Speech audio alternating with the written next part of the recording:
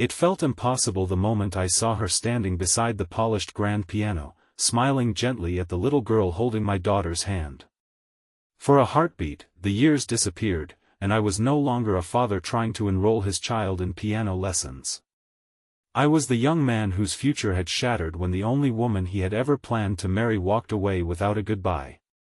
Then she looked directly into my eyes, her smile trembled, and with tears quietly gathering, she whispered the words I had spent 15 years wishing I would never hear again.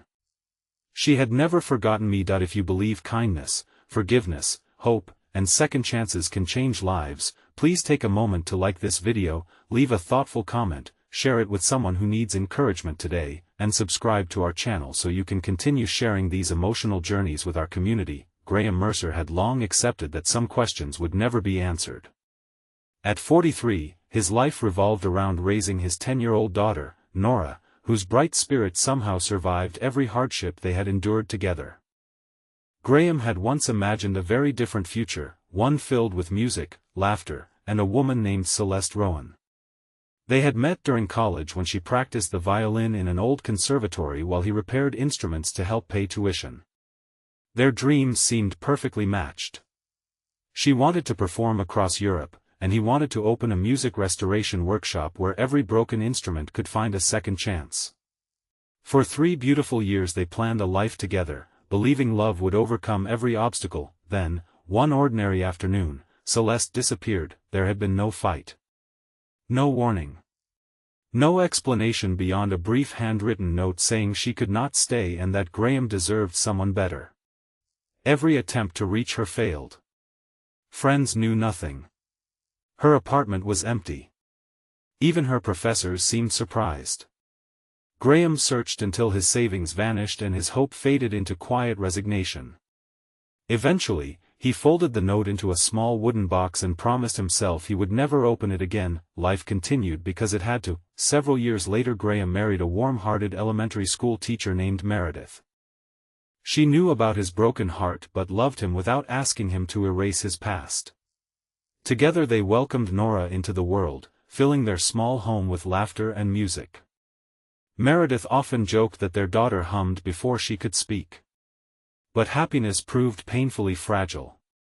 Meredith was diagnosed with an aggressive illness shortly after Nora's 5th birthday. She fought bravely, filling every remaining day with sunshine for her little girl, but the disease moved faster than hope. After Meredith passed away, Graham poured every ounce of his strength into being both father and mother. He worked longer hours repairing antique instruments while making every school recital, every science project, and every scraped knee feel like the most important event in the world. Some evenings he sat quietly outside after Nora had fallen asleep, wondering whether he was giving her enough of himself when so much of him still felt broken. One Saturday morning, Nora came home from school carrying a flyer for a neighborhood music academy.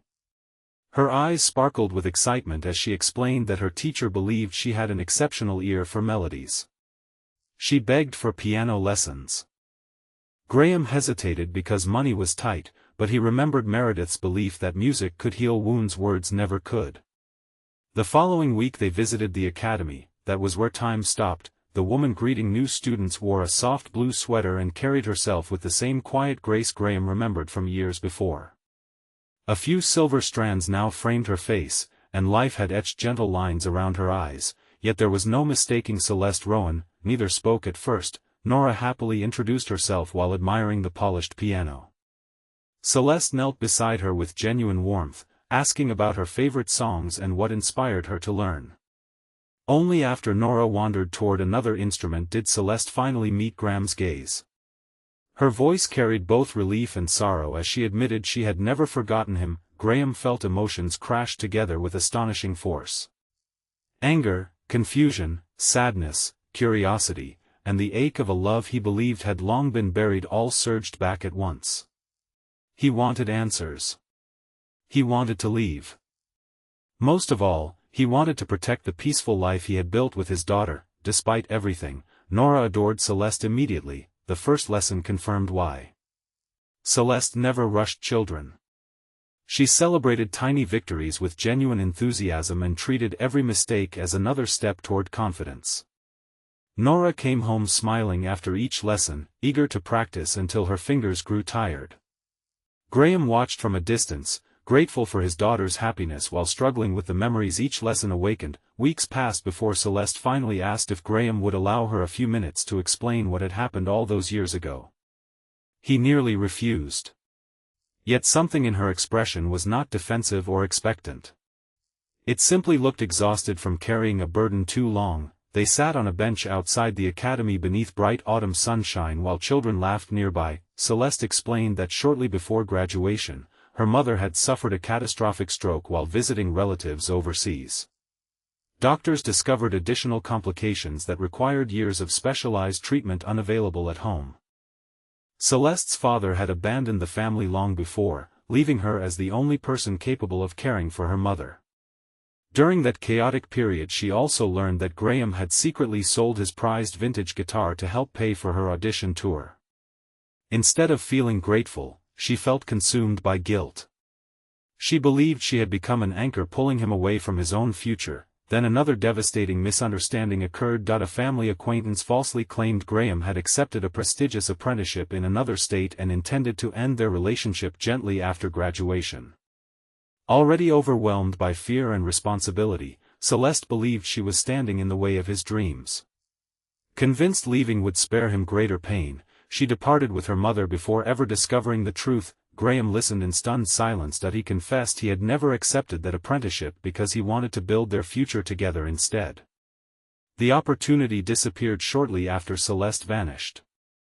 By the time he learned where she might have gone, there was no reliable address, only scattered rumors across different countries. Neither realized how profoundly fear and silence had rewritten their lives. Celeste admitted she had written dozens of letters during those early years but never mailed them.